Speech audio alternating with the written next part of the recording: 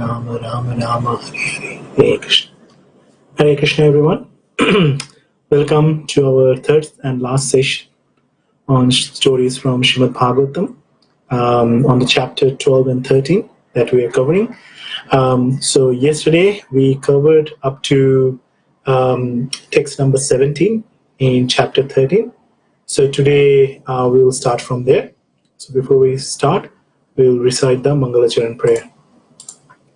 Om Agyana Timrandhasya Gyananjana Shalakaya Chakshurmetam Yena Tasmai Shri Gurave Namaha Shri Chaitanya Manovishtam Sthapitam Yena Bhutale Swayam Rupa Kadamayam Dadati Swapadantikam Vandeham Shri Guru Shri Yuta Padakamalam Shri Guru Vaishnavam Shri Rupam Sagrajatam Sagana Raghunatham Tam Sadevam Swadvaitam Savadutam Prigana Shaitam Krishna Chaitanya Devam Shri Radha Krishna Padam Sagananita Shri Vishakanitam Shyam He Krishna Karuna Sindhu Dinabandhu Jagatpate Gopikesha Gopika Kanta Radha Kanta Namasate Tapta Kanchana Gaurangi Radhe Vrindavaneshwari Vishwavadin Sate Devi Pranamami Hari Priya Pancha Kalpataru Vascha Kripa Sindhu Vaevacha Patithanam Pavanebhyo Vaishnavebhyo Namo Namaha Jai Shri Krishna Chaitanya Prabhu Nityananda Shri Advaita Gadadhar Shivashadi Shri Gaura Bhakta Vrinda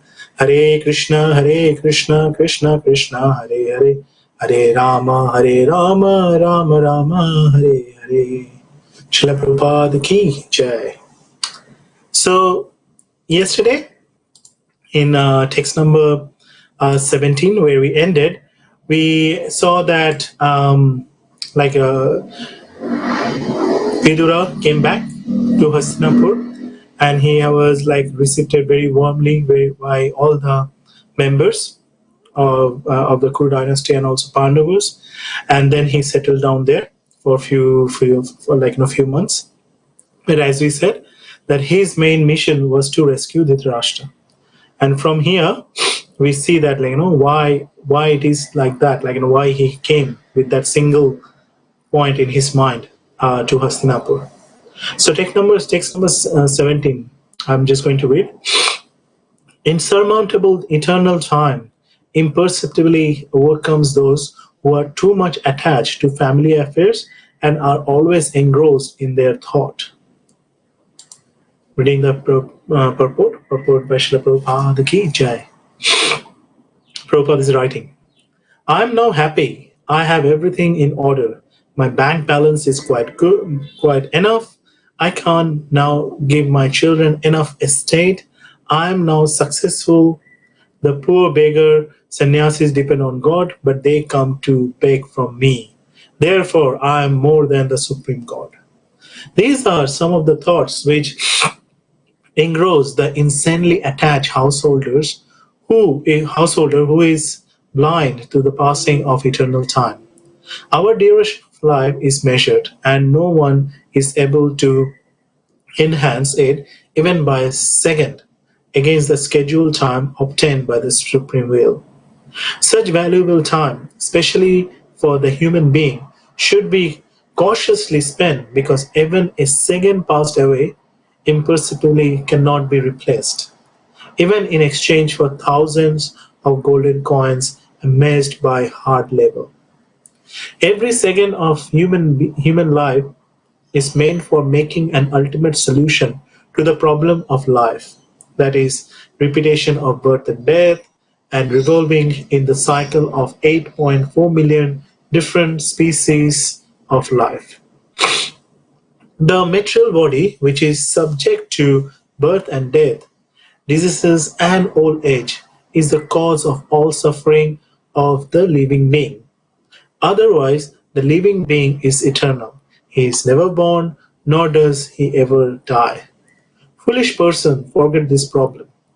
They do not know at all how to solve the problems of life, but become engrossed in temporary family affairs, not knowing that eternal time is passing away imperceptibly and that their measured duration of life is diminishing every second, without any solution to the big problem, which is namely repetition of birth and death, disease and old age. This is called illusion. But such illusion cannot work on one who is awake in the devotional service of the Lord. Yudhishthira Maharaj and his brothers, the Pandavas, were all engaged in the service of Lord Krishna, and they had very little attraction for the illusory happiness of this material world. As we have discussed previously, Maharaj Yudhishthira was fixed in the service of Lord Mukunda, the Lord who can award salvation, and therefore he had no attraction even for such comfort of life as are available in the kingdom of heaven, because even the happiness obtained on the planet Brahmaloka is also temporary and illusory.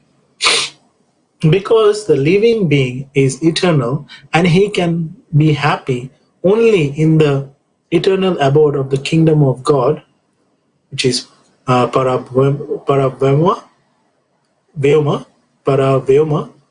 from which no one returns to this region of repeated birth and death, disease and old age.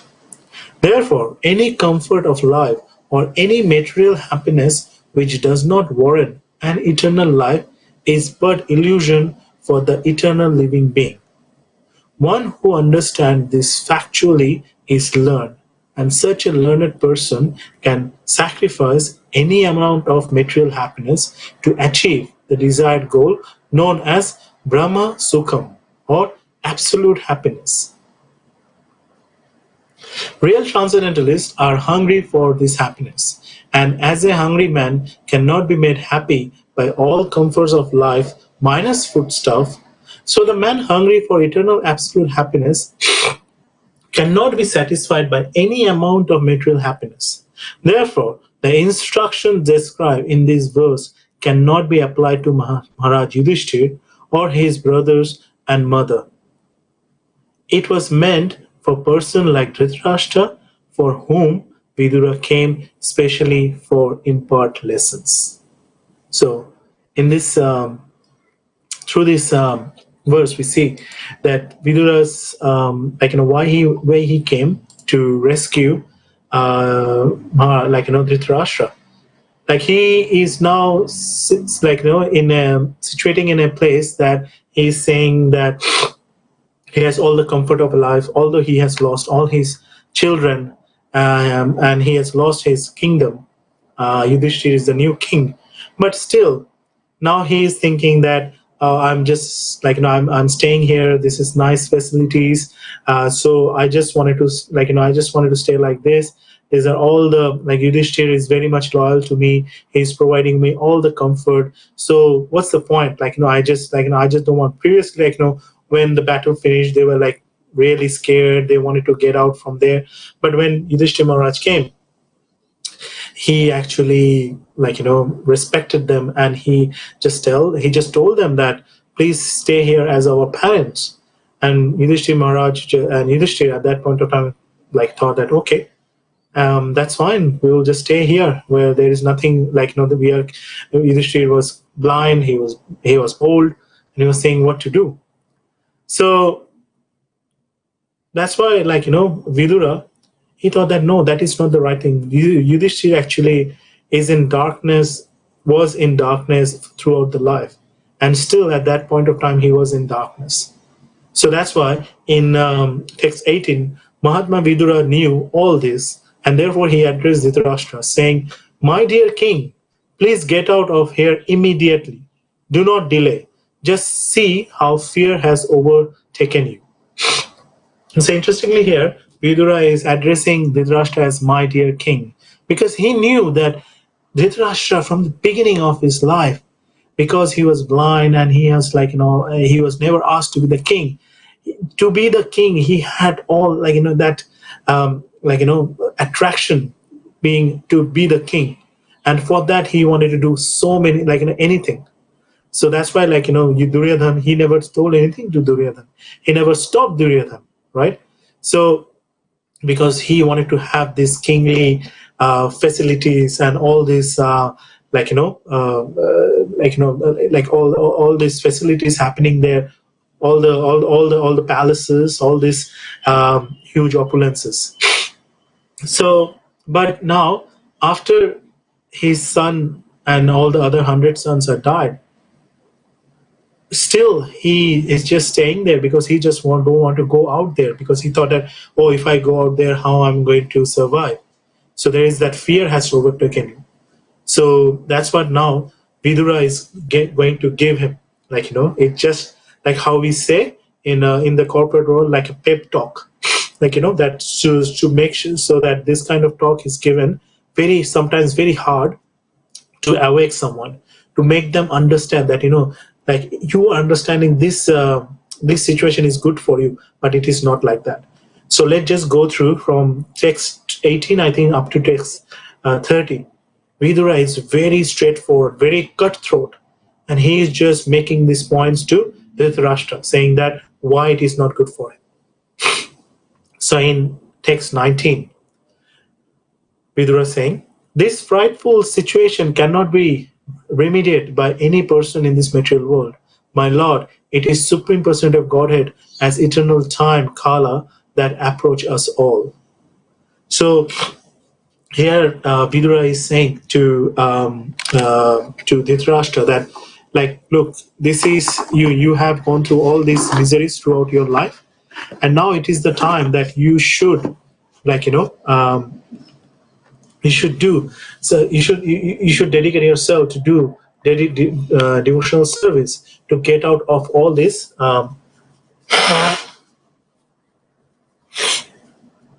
excuse me, to get out of all these material miseries, because without that, if you still don't get out, you will not understand what is the real purpose of life. And here he mentioned that the Supreme Personality of Godhead as eternal time, like, Kala, that approaches all. So Krishna, as it says, like, Prabhupada is saying in the purport of this text, that for the devotees, Krishna appeared as a wonderful, very beautiful Sham Sundar form, and he gives so much pleasure to the devotees. But for the non-devotees who are like, who don't think Krishna is a Supreme Personality of Godhead, who are envious of Krishna, Krishna approves them as time, because time is something that it just comes, and as we go through it, and at any point of time, our lifetime in this material world can be finished. So time has been compared with snake. We say Kala Sharpa. So what does it mean? That the snake, it just comes, and when it approaches its prey, the prey doesn't know when the snakes just appeared there and just came behind them and then snatched them. So similarly, time is just, we are like, we are moving with the time, but we don't know when it's going to be end for us. So then Vidura is saying, whoever is under the influence of Supreme Kala, eternal time, must surrender his most dear life, and what to speak of other things such as wealth, honor, children, land, and home. Your father, brother, well-wisher, and sons are all dead and passed away. You yourself have expended the major portion of your life. Your body is now overtaken by invalidity, and you are living in the home of another. So now, slowly and steadily, Vidura is just going into that space that he is just cutthroat, saying that everyone is dead, like, who was around you, like, from your parents and all your children, they are dead, right? Your body is broken now, and you are living in someone else's home, because the way it is, like, Yudhishthir won the kingdom, right? So when he won the kingdom, then it's not belong to the Kauravas anymore, right? So it is not there. So, like, technically speaking, it's not their home anymore. So Yudhishthir shouldn't be there, but Dhritarashtra shouldn't be there. But here, like, as from his, like, is this feeling of comfort, and like he just don't want to go out. He's just ignoring all these things. But Vidura is telling him that what he should do. In the next verse, Text number 22, Vidura is saying, "You have been blind from your very birth, and recently you have become hard of hearing. Your memory is shortened, and your intelligence is disturbed. Your teeth are loose, your liver is defective, and you are coughing up mucus." So Vidura is just telling all these things. He's like a spiritual doctor, right? He's saying all these things to Yudhishthir. Dhritarashtra, saying that just see that what kind of miserable situation you are. Like even now, if you don't surrender to the Supreme Personality of Godhead, then how you are going to, how your life, what is going to happen to your life?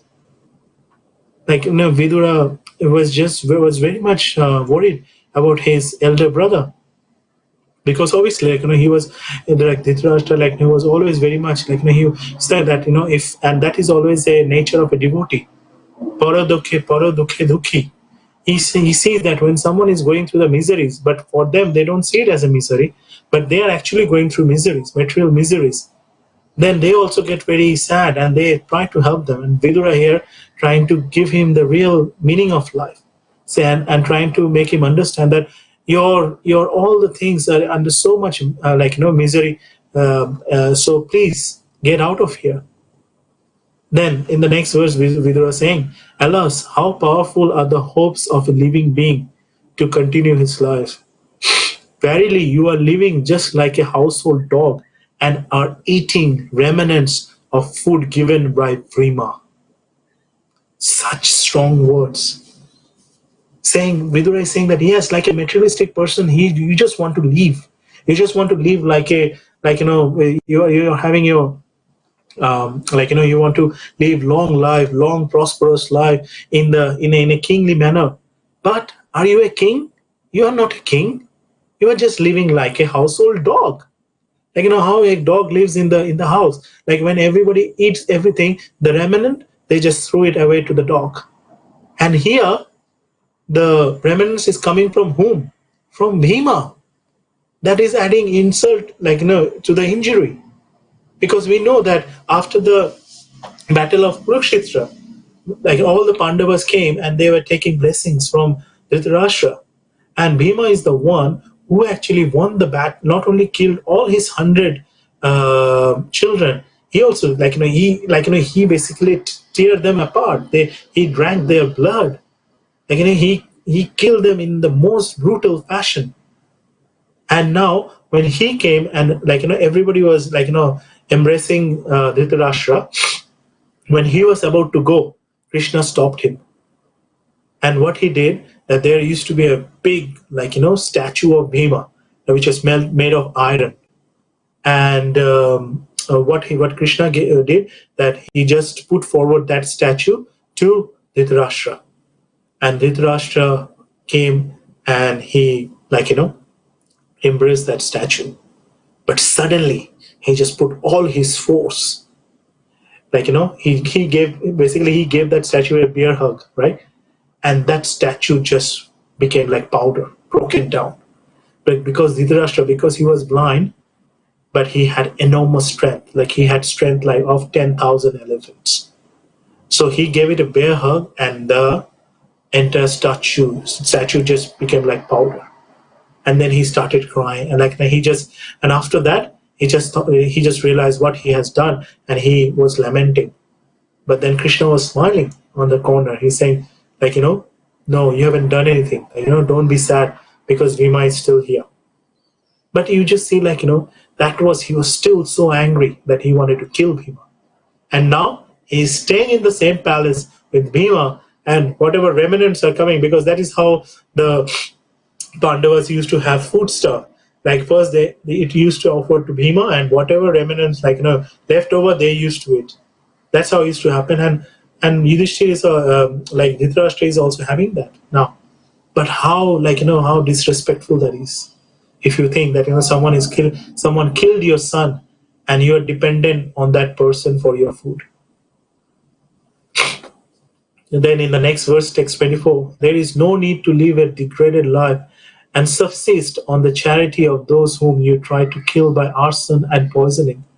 He also insulted their married wife, and usurped their kingdom and wealth. So, Vidura is saying that even you're just saying, just imagine, not imagine, just try to understand this, that these are the same people you wanted to kill. Obviously Duryodhan tried to kill, but he was he knew all the thing, and he was supporting Duryodhan.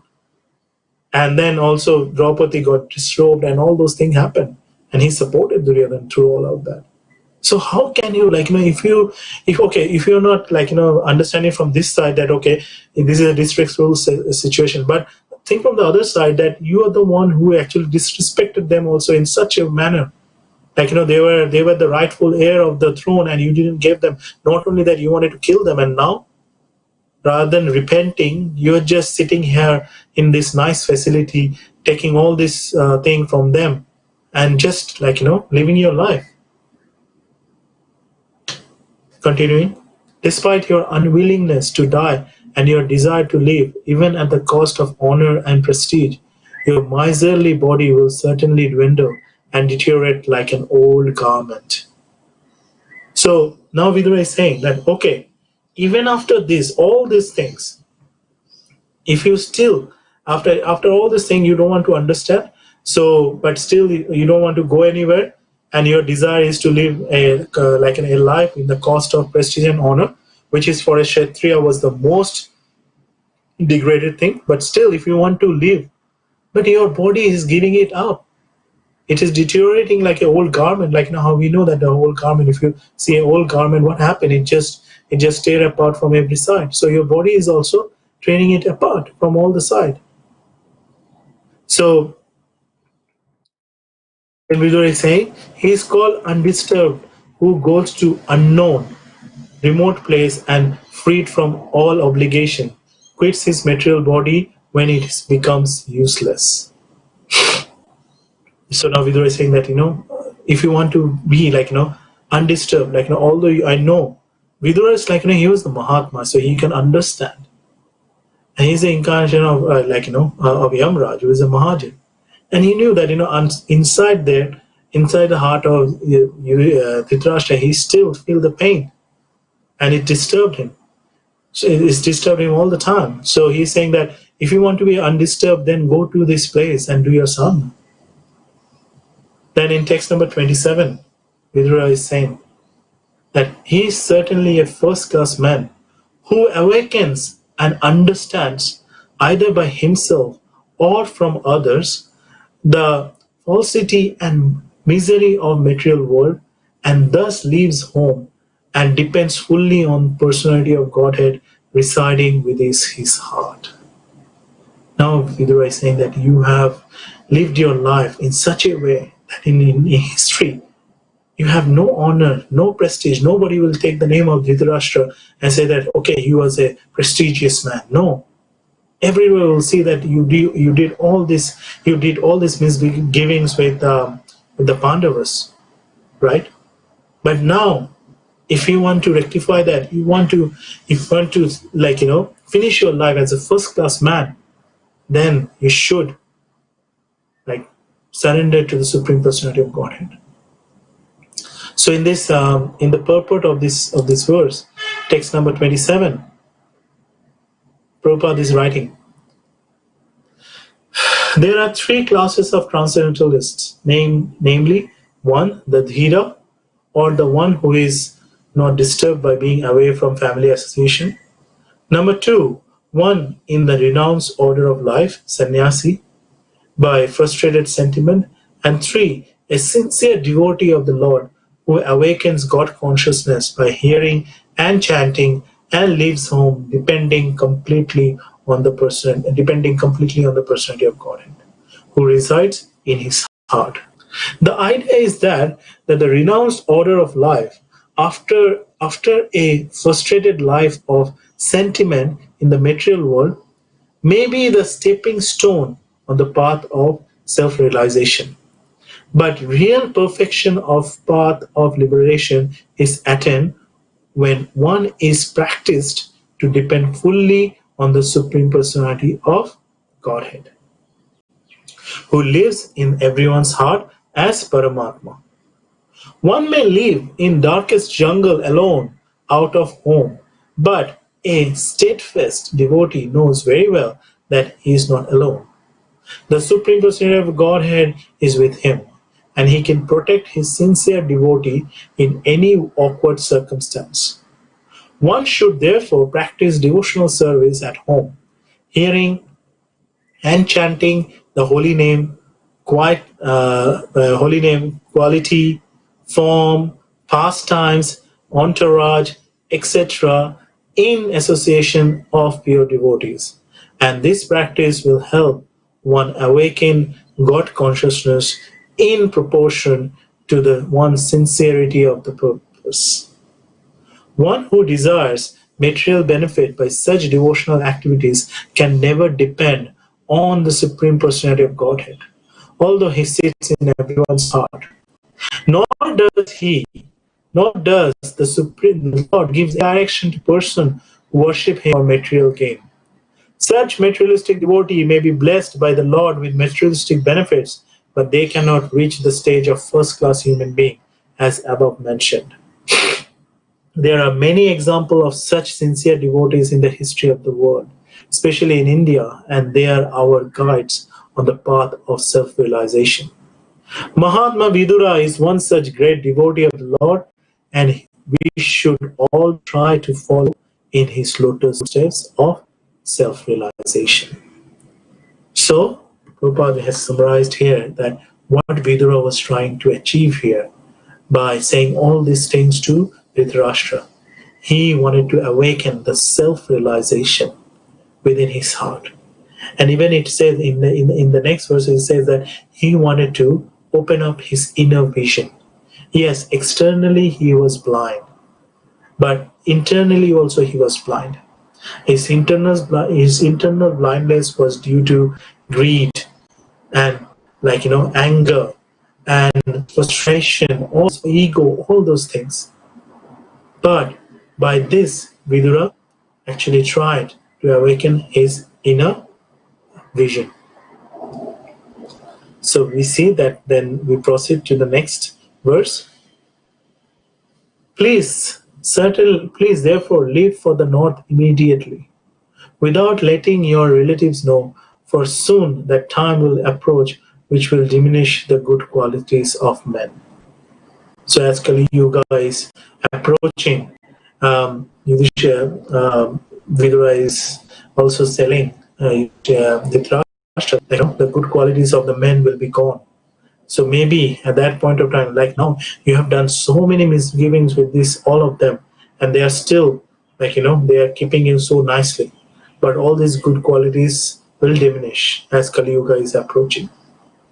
Thus, in text number 29, thus Maharaj Dhritarashtra, the scion of the family of Ajamida, firmly convinced by introspective knowledge, Prajna, broke at once the strong network of family by his resolute determination. Thus he immediately left home to set out on the path of liberation, as directed by his younger brother Vidura. So we see that by listening to all these things from his self-realized, he is now self-realized, his inner vision has awakened. So he left this place, and as suggested by Vidura. The gentle and chaste Gandhari, who was the daughter of Prince Subala of Kandahar or Gandhar, followed her husband, saying that he was going to Himalaya mountains, which are the delight of those who have accepted the staff of the renowned order, like fighters who have accepted it from enemy. So just doing that, Gandhari also following his her husband to in the same following husband's footsteps to go to the Himalayan mountain. So here is the point where Dhritarashtra, Gandhari, and also Vidura with them, they left Hastinapur. Then we come to the next phase. What happened next? Text number 31. Maharaj Yudhishthir, whose enemy was never born, performs his daily morning duties by praying, offering fire sacrifice to the sun god, and offering obeisances, grains, cows, land, and gold to the Brahmanas. He then entered the palace to pay respects to the elderly. However, he could not find his uncles or aunt, daughter of King Subala. So next day, Shri Maharaj came and he was looking for all of them and he couldn't find them. Maharaj Yudhishthir, full of anxiety, turned to Sanjaya, who was sitting there, and said, "O Sanjaya, where is our uncle who is old and blind?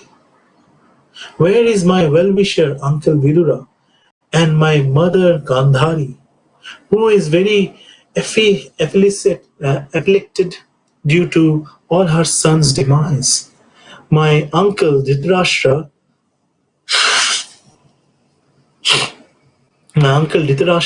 was also very mortified due to the death of all his sons and grandsons. Undoubtedly, I am very ungrateful. Did he therefore take my offenses very seriously and along with his wife drown himself in Ganges?" So here we see that this wonderful quality King Yudhishthira. He is thinking that, like we have a kingdom. It's because of that. They are now unhappy. It's because of our misgivings that they are unhappy and they left, and probably they committed suicide. Now, in this verse, Srila Prabhupada is writing in the purport. This is the this is how a great devotee should be. A great devotee never ever sees any issues with others. Rather than he sees that what he has done and try to rectify that. So Yudhishthira Maharaj didn't see all this misgiving, all the atrocities which were done against them. But what he was thinking here, what done. And because of my father-like figure, Dhritarashtra, and my mother, Gandhari left. So he was really, really, he was being really sad. He kept saying, "When my father Pandu fell down and we were all small children, these two uncles give us protection from all kinds of calamities. And they always are good wishes. And alas, where they have gone." Sutta Goswami said, because of compassion and mental agitation, Sanjaya, not having seen his own master, Dhritarashtra, was aggravated and could not properly reply to Maharaj Yudhishthira. So Maharaj Yudhishthira is asking this to Sanjaya that where they have went. You were with them always. Sanjaya used to be always with Dhritarashtra, and that's why we see that Sanjaya is the one who actually told what happened, in the Kurukshetra. We got vision from Vyasdev. So he was telling that what's happening in the Kurukshetra battlefield, and after that, since that throughout that commentary from him, he actually he built this very intimate bonding with Dhritarashtra, and he was always there. But now also he doesn't know where actually they went. So then in text 35, Sutta Goswami said, because of compassion and mental agitations and not having seen his own master, Dhritarashtra was aggravated and could not properly reply to Yudhishthira. First, he slowly pacified his mind by intelligence and wiping away his tears and thinking of the feet of his master Dhritarashtra. He began to reply to Maharaj Yudhishthira. Sanjaya said, "My dear descendant of the Kuru dynasty, I have no information of the determination of your two uncles and Gandhari. O king, I have cheated by those great souls. So Sanjay is now saying that I actually have no idea where they went. And at that point of time, Yudhishthira actually just broke down. He was feeling really sorrow. He was just seeing that, all these great sages, all these great souls, and especially who was always taking so much care of the Pandavas, and the Pandavas Vidura to ask for, in any kind of situation they went through, they actually asked for advice from Vidura. So Dhritarashtra is just here. King Yudhishthira is completely broken down and thinking that, oh, now Vidura is not here. Who is going to give me advice? So while Sanjaya was thus speaking, Sri Narada, the powerful devotee of the Lord, appeared on the scene carrying his tumburu. Maharaj Yudhishthira and his brothers properly by getting up seats and offering obeisances. So by looking the Lord's devotees in distress, Narada, who is always very merciful, and he always gives solace to the broken heart of the Lord's devotees. And Narada, the name comes from Nara. Nara means like human. Da means who always gives. So Narada he as a spiritual master. He actually goes to all the devotees, actually give them whatever they need. So here, obviously, Yudhishthira is very close to the Lord. By seeing him in such distress, he appeared there.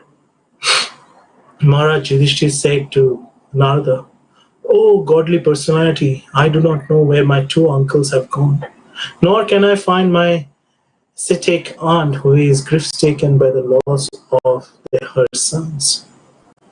You are like a captain of a ship in a great ocean, and you can direct us to your destination." Thus addressed, the godly personality Devarshi Narada, list of the philosopher devotees began to speak. So here, Sri Maharaj, as we said, he addressed him as a spiritual master. Why? Because he was saying that you are like a captain of a ship in a great ocean, and you can direct us to our destination. So that is the role of a spiritual master. He's like a kandari. In this material world, in this material ocean, we are in this boat, and this ocean is very rocky. It's just going up and down. We don't know where to go. We don't know the direction. But spiritual master, when we surrender ourselves to spiritual master, he gave us the direction, and he holds boat. That this boat shouldn't go into the water. So he kept good hold of that and give us direction. So in the same line, now Yudhishthira Maharaj is actually requesting Narada Muni to actually let them know that where actually they went. Sri Narada said, "O pious king, do not lament for anyone, for everyone is under the control of Supreme Lord.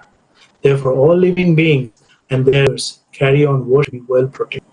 If it is He who only brings them together and disperses them."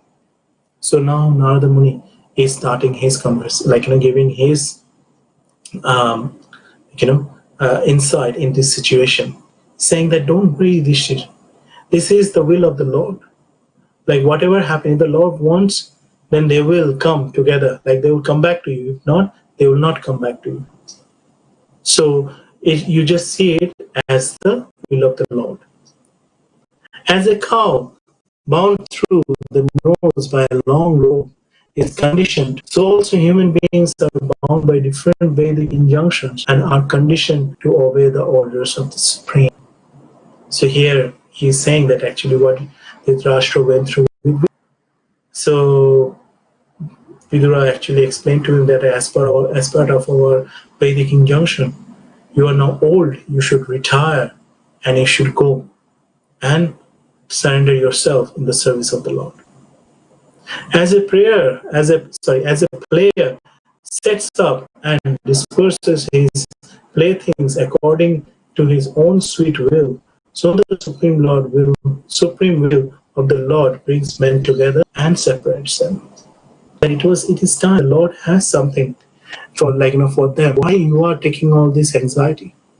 The Lord, now they were here until now in Hastinapur, but now this is a time that they should leave, and that's why they are separated from you.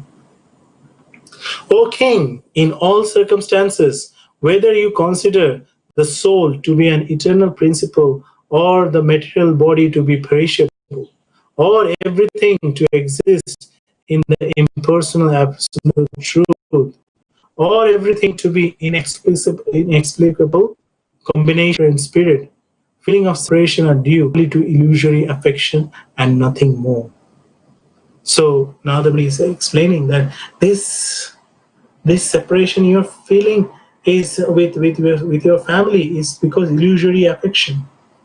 Like this is temporary because you are here for temporary. Your relatives, family, they are here for temporary.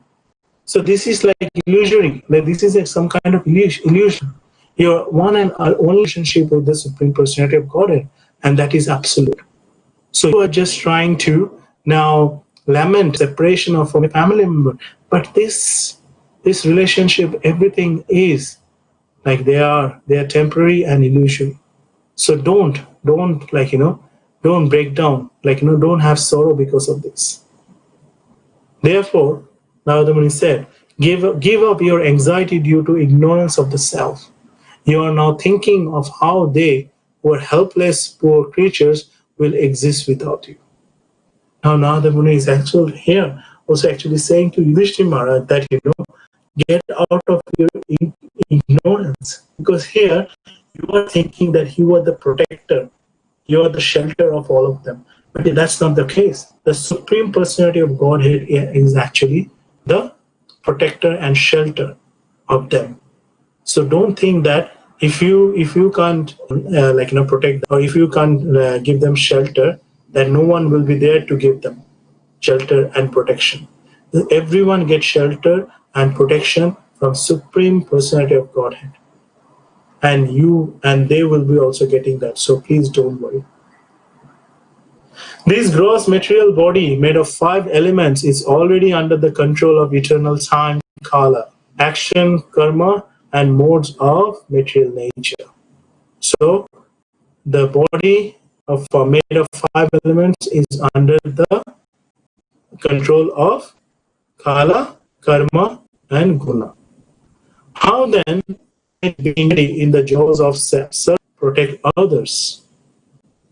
So it's saying Srila Prabhupada is saying purport for this text number 46, that because the question is how then can it, being already in the jaws of serpent, protect others?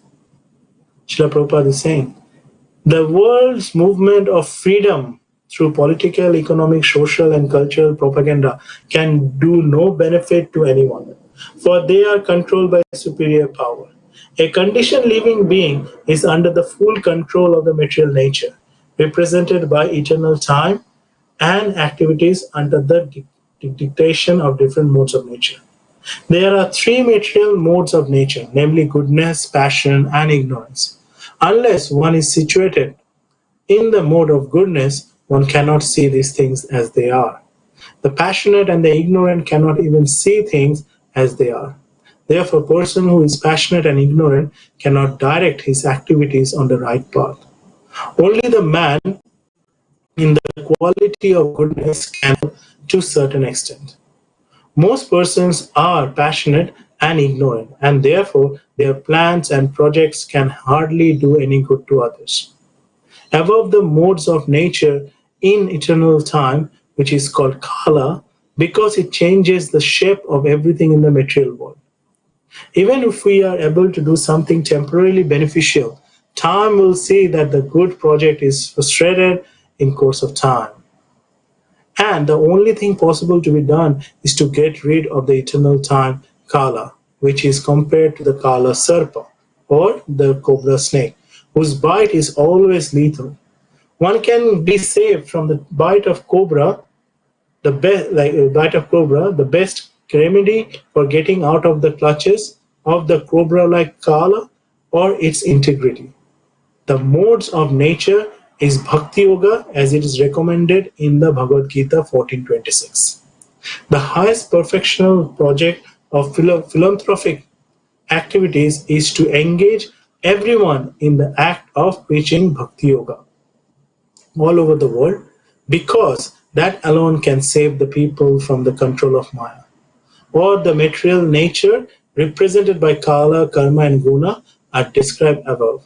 The Bhagavad Gita confirms this definitely. So if we are not surrendering to the Lord, we are under this influence of Kala, the time, and then Karma and Guna. And these three will all take us life after life, life after life, life after life. And we will go through this misery, life after life, life after life, life after life. So that's why here it's saying that the only way to get out of it is to surrender to the Supreme Personality of Godhead. So that was text number 46. Then in 47, those who are devoid of hands, I pray for those who have hands. Those devoid of legs, I pray for the four-legged. The weak are the substantiation of the strong, and general rule holds that one living being is food for others. So Narada Muni is just explaining that you don't, like, there are all these laws of nature and everything are in place. Everything is supposed to happen as per Lord's will. So you just don't think that you are the controller. It's Supreme Personality of Godhead who is the controller. Therefore, O King, you should look to the Supreme Lord only, who is one without a second and who manifests himself by different energies and in both within and without. The Supreme Personality of Godhead, Lord Sri Krishna, in the guise of all-devouring time, Kala Rupa, has now descended to the earth to eliminate the envious from the world. Paritranaya sadhunam vinashaya cha dushritam dharma samsarpanathaya sambhavani yuge. The Lord has already performed his duties to help the demigods, and he is awaiting the rest. You Pandavas may wait as long as the Lord is here on the earth. So here it's saying, that the Lord is doing all his pastime. He is managing everything. You don't have to, you don't have to do anything separate out of that. All of you are surrendered to the Lord and just keep doing it. Just keep serving the Lord. That's what is, nothing else that you need to do. So by saying that, but what happened that by saying that after, and then when Yudhishthira Maharaj was he came back to his senses after that, then Narada Muni actually now start telling that actually what happened to Dhritarashtra. So he's saying in text 51, O King, your uncle Dhritarashtra, his brother Vidura, and his wife Gandhari have gone to the southern side of the Himalayan mountains, where they are shelters of the great sages. The place is called Sapta Srota, divided by 7, because there are waters of the sacred Ganges, because they are the waters of sacred Ganges were divided into 7 branches. This was done for the satisfaction of 7 great rishis. On the banks of Saprashrota, Dhritarashtra is now engaged in beginning Ashtanga Yoga by bathing 3 times daily, in the morning, noon, and evening, by performing the Agnihotra sacrifice with fire, and by drinking only water. This helps one control the mind and the senses and free completely from thoughts of familial affection. So Yudhishthira Maharaj has to go through, Dhritarashtra has to go through all these things, to get rid of all the sins that he has committed. One who has controls the seating postures, the yogic asanas, and the breathing processes can turn their senses toward the absolute personality of Godhead, and thus become immune to the contamination of the modes of material nature, namely mundane goodness, passion, and ignorance. So by doing this practice, Dhritarashtra will be able to come out of the modes of nature. Like as we know that he was always under the modes of passion and modes of ignorance. That's why he was so close to his son.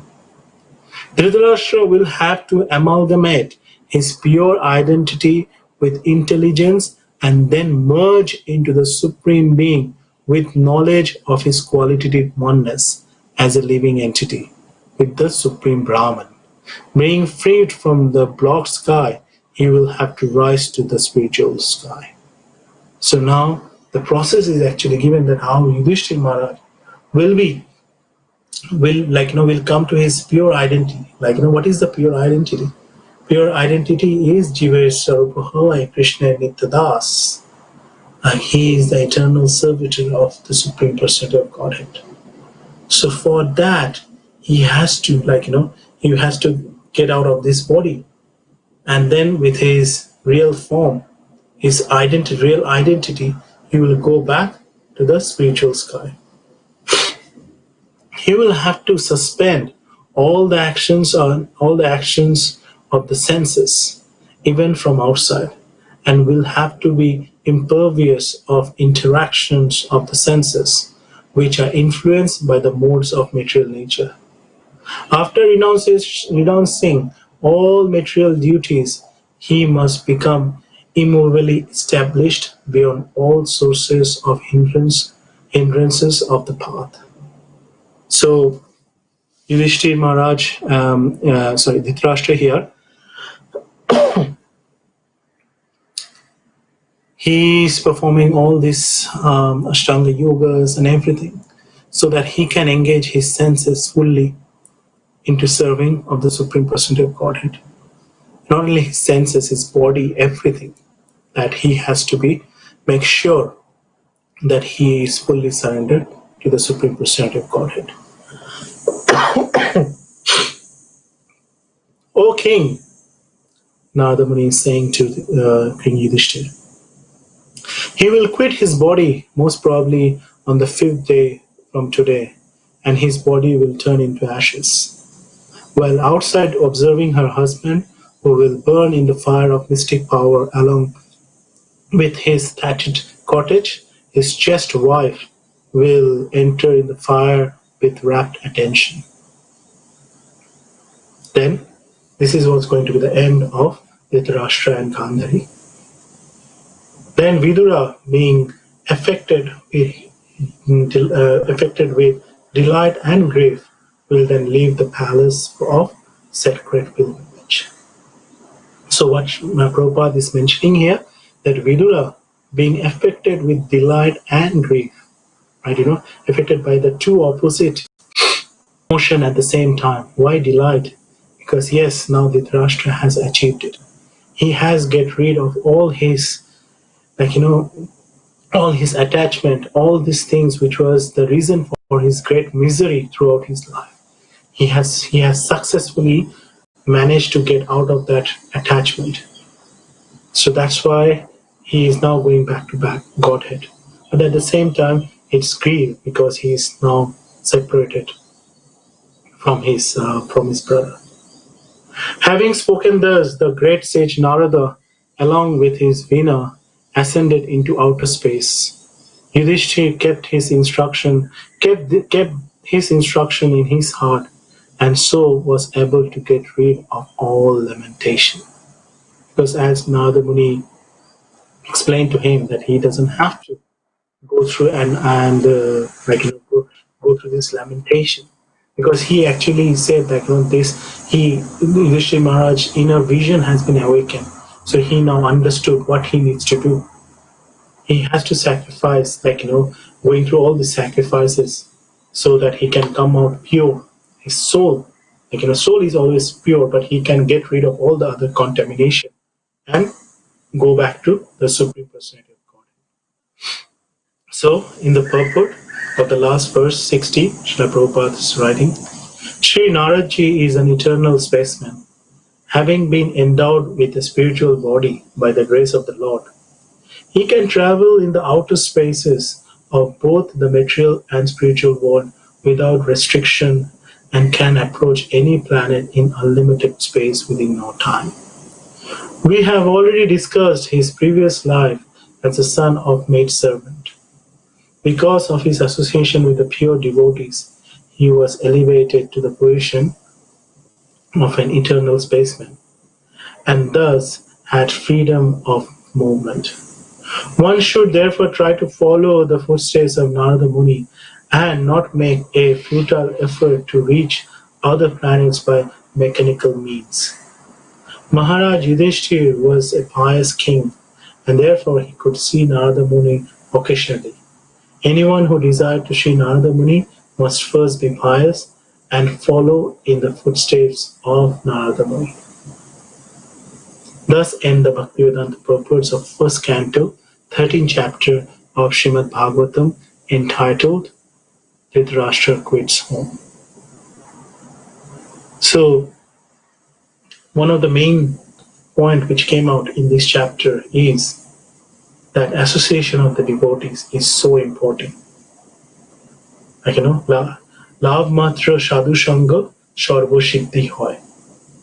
Means like, even a very tiny amount of association with the saintly personality will actually help us progress in our spiritual endeavor. Like, that's the example that we are seeing here is Vidura. He came and he gave his association to Dhritarashtra, and then he actually, in Dhritarashtra, he became self-realized. Now one can question that the Vidura was there before the battle of Kurukshetra. So what happened? And he actually asked Dhritarashtra at that point of time also. He also said similar things to Dhritarashtra at that point of time. So why didn't it work at that point of time? It was because Dhritarashtra was under the influence of Duryodhana. So that's why association is very, very important. That if we choose our association like this, we have this choice, that if we have to be in the association of Duryodhana, we will end up like in all kind of misery. Or if we choose to remain in the association of the devotees of the Lord, then we will always be we will always be out of the misery of this material world. Although all the miseries will come, but then we will have ways to actually get past it. So that's why it's very important that the association of the devotees, because Lord association is not possible in this Kali Yuga. We can only feel that, like how it is actually be to be in the association of the Lord. We can have some taste out of it if we have proper association, if we serve the devotees. So that's what is very, very important, the point which is mentioned in this chapter that we went through.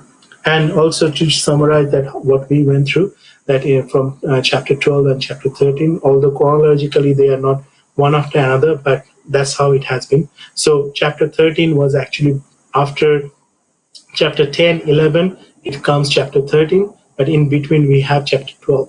So chapter 12, what we have seen and what we have went through is the glorious birth of Parikshit Maharaj. His another name is Vishnu Rata, because he was saved by the Lord. He had a vision of the Lord before even his birth in the womb of his mother, and since then he actually was looking for the Lord. And throughout his life, he put everything, and that's what we are going to see in chapter 14, 15, 16, that how King Parikshit actually he molded his life in such a way that he always set example for us that how we should lead our life. Like in whatever situation he went through, he always see it as Lord's blessings And even when he got cursed by the Brahmana boy, he took it as a blessing. He sat down on the banks of the Ganges and he started listening to Srimad Bhagavatam. So thank you all for being in this journey for last 3 days. It was really beneficial, especially for me. And thank you for going through going through these sessions. And hopefully we'll meet in future with these wonderful stories of Srimad Bhagavatam. Vancha kalpataruvascha kripa sindhuvacha patithanam pavanebhyo Vishnubhyo namo namah. अनंत कोटि वैष्णववृंद की जय, नमाचार्य श्रील हरिदास ठाकुर की जय, श्रील प्रभुपाद की जय, श्रील गुरुदेव की जय। गौर प्रेमानंदे, हरि हरि बोल। हरे कृष्ण।